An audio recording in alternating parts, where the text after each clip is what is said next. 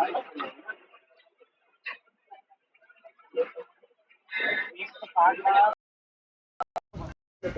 बातें कल भी हमने पढ़ी।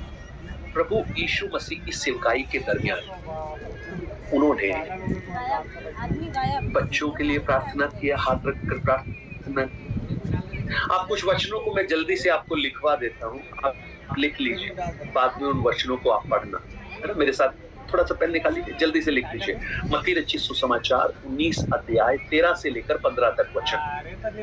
गायत्री आप अगर जल्दी जल्दी चैट में डाल दो तो ये वचन बाद में पढ़ सकते हैं। ओके, मरकुस उसका 19 अध्याय 13 से 15, मरकुस 10 अध्याय उसका 13 से 16, 10 अध्याय 13 से 16, लूक का रचित सुसमाचार 18 अध्याय 15 से 17, लूक 18 15 से 17,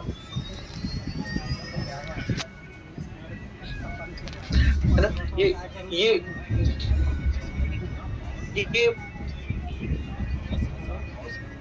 प्रार्थना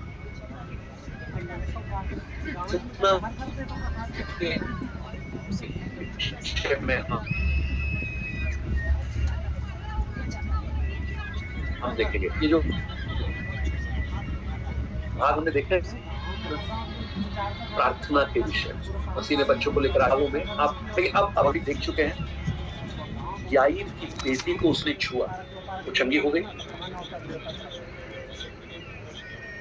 अब मरकुस 6 का 5 देखिए, मरकुस 6 अध्याय उसका 5 वचन।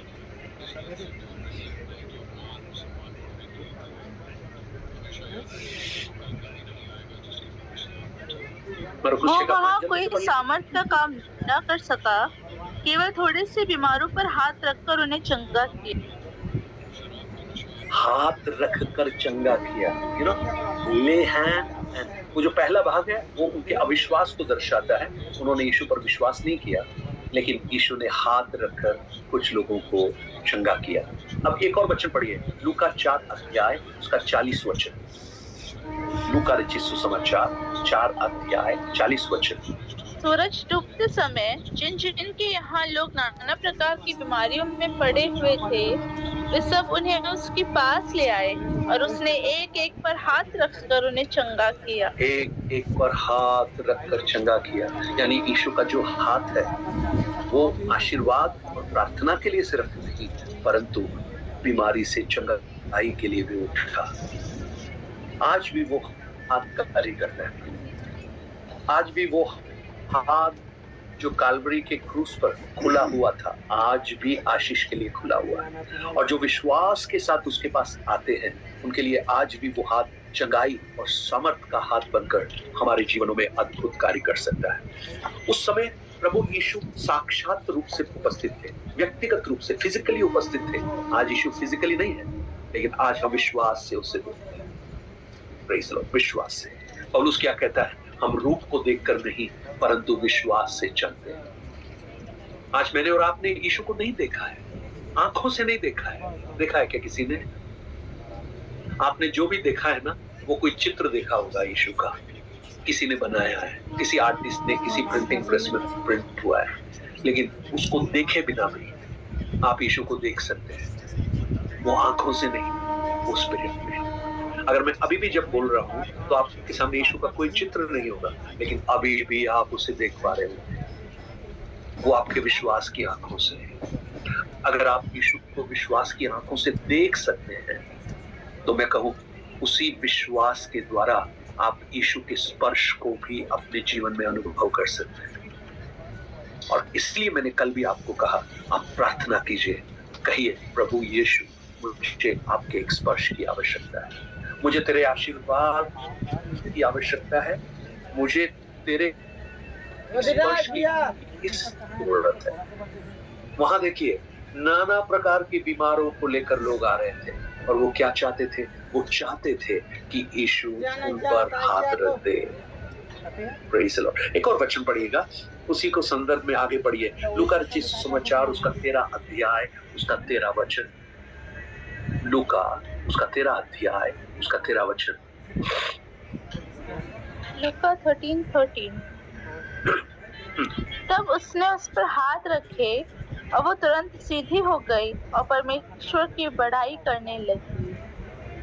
अब देखिए, एक स्त्री है जो 18 साल से कुबड़ी है, झुकी हुई है ना? ये झुकी हुई स्त्री है ना, इन्फर्मिटी है उसको। अब थोड़ा ऊपर से पढ़िए उसको, ये बीमारी है ना।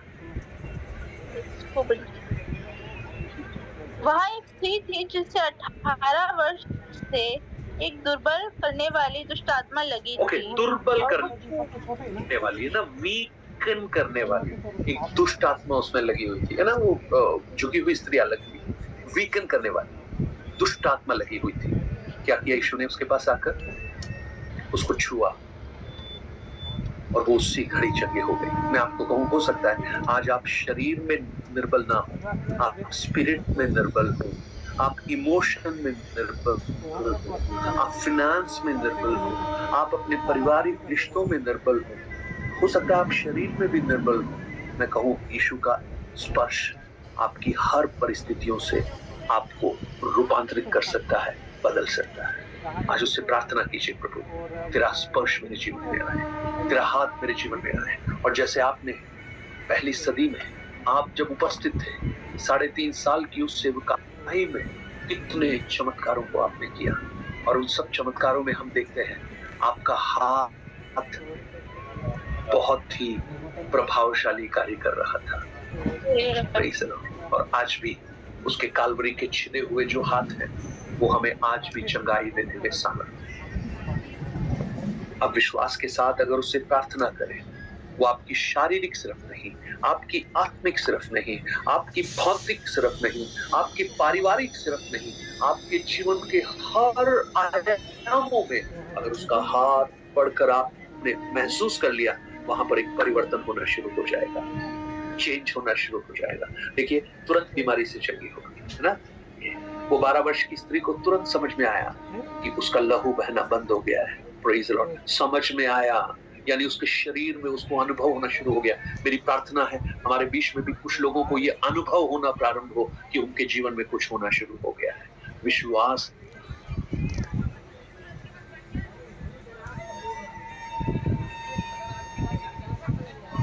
हालेलुया। यीशु का हाथ रखना है।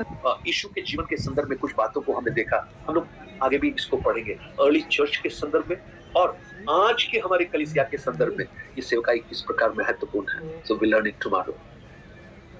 आपको लगता है कि ये आपको हेल्प करेगा?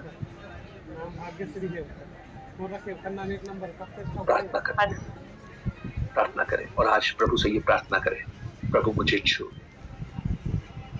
1 मिनट आंखों को बंद करें, सब लोग जहां भी हैं प्रार्थना करें। कहे, प्रभु तेरे छूने से वो 18 वर्ष की वो स्त्री के अंदर दुर्बल करने वाली आत्मा दूर हो गई।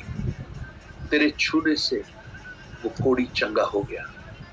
तेरे छूने से याईर की बेटी जो मुर्दा थी वो जिंदा हो गई। तेरे छूने से कितनी सामर्थ के काम हुए प्रभु। तेरे छूने से आज मैं भी बदल सकती हूँ, मैं भी बदल सकता हूँ।